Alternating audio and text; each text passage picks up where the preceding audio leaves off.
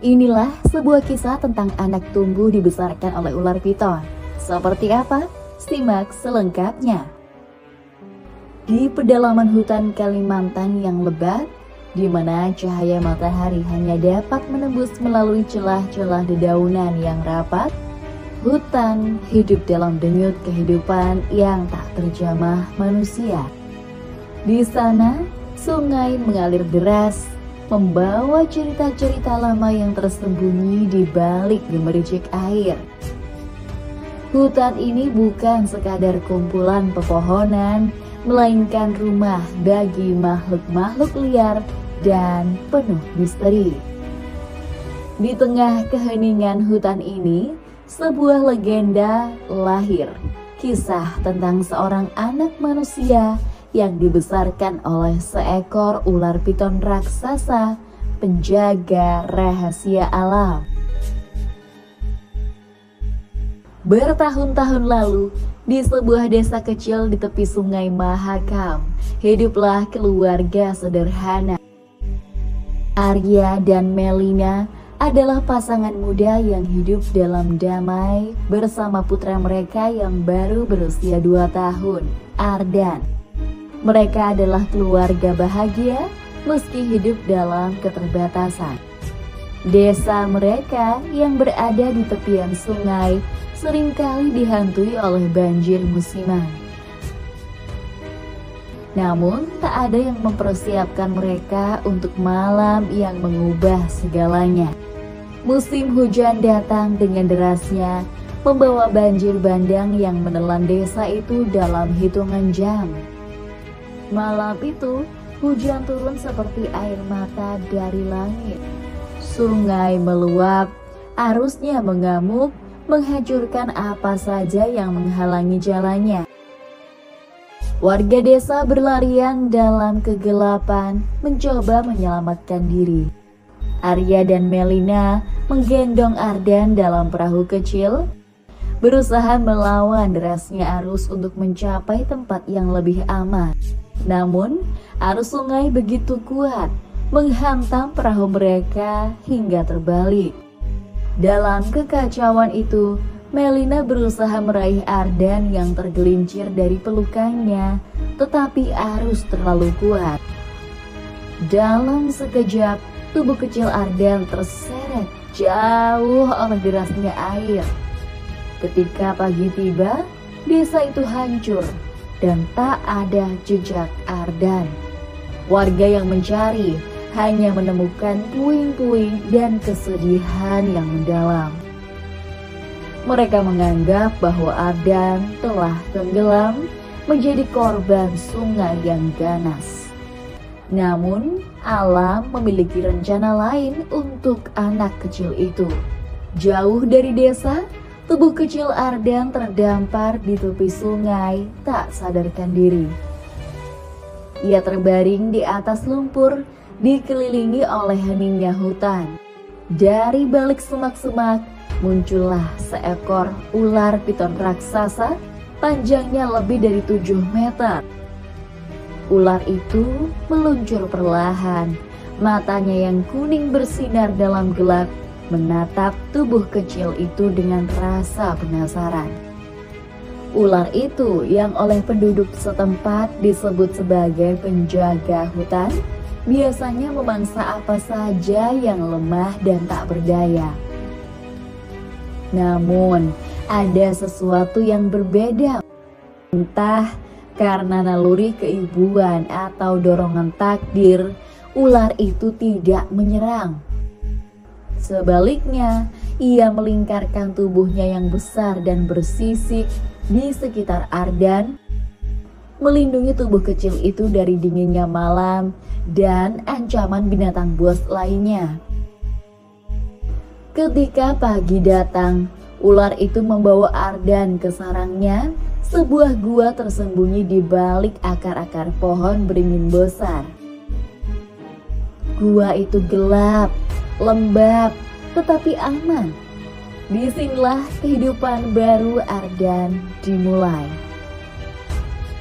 Hari demi hari berlalu dan bulan berganti tahun. Ardan tumbuh di bawah perlindungan ular piton yang ia beri nama Banu. Sang ular menjadi pelindung, pengasuh, dan satu-satunya keluarga yang Ardan kenal. Dalam dekapan hutan yang penuh rahasia, Ardan belajar memahami bahasa alam. Banu mengajarinya bertahan hidup. Dengan gerakan tubuhnya, ular itu menunjukkan buah-buahan yang bisa dimakan. Cara mengenali jejak hewan dan tempat-tempat perlindungan dari hujan deras. Ardan belajar mendengar suara angin yang membawa kabar, suara air yang memberitahu arah, dan gemerisik daun yang memperingatkan bahaya. Pada malam hari, Ardan tidur di tengah lingkaran tubuh Banu, hangat dan aman. Dalam kegelapan gua, ia sering berbicara pada Banu dengan bahasa sederhana yang ia ciptakan sendiri. Percaya bahwa ular itu memahami setiap kata. Ketika Ardan berusia sekitar 8 tahun, ia mulai menjelajahi hutan lebih jauh. Ia memanjat pohon-pohon tinggi untuk mengambil buah, menangkap ikan di sungai dengan tombak yang ia buat dari ranting, dan membaca jejak hewan di tanah.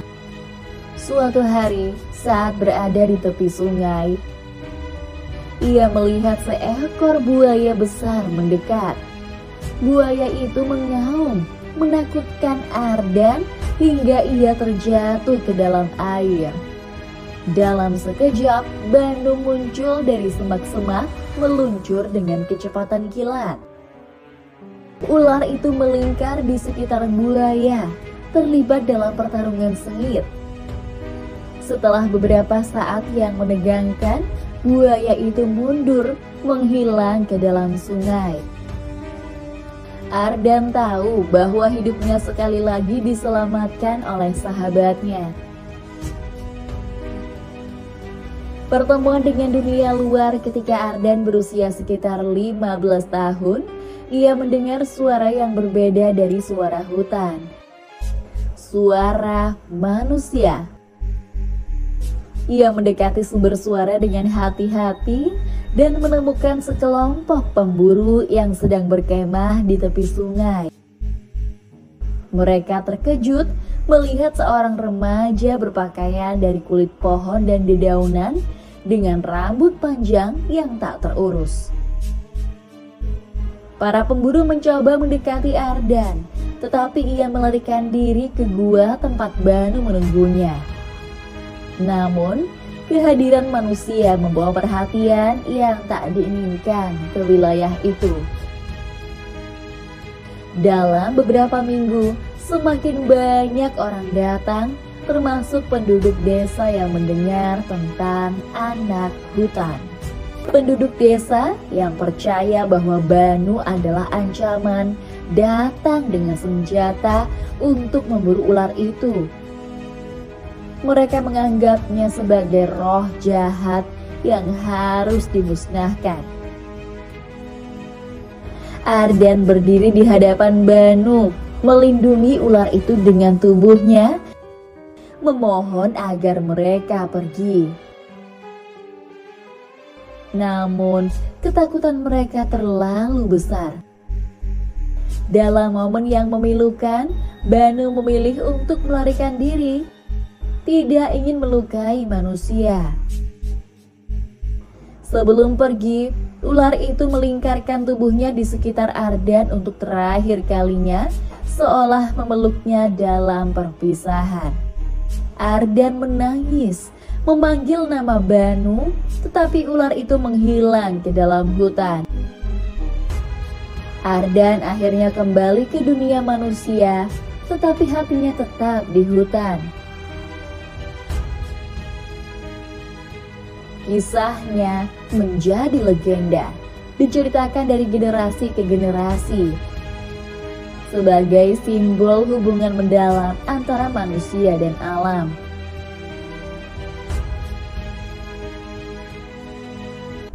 Hingga hari ini, di malam yang sunyi di Kalimantan, orang-orang percaya bahwa mereka masih bisa mendengar desisan lembut banu. Penjaga hutan yang mengajarkan arti cinta sejati kepada seorang anak manusia.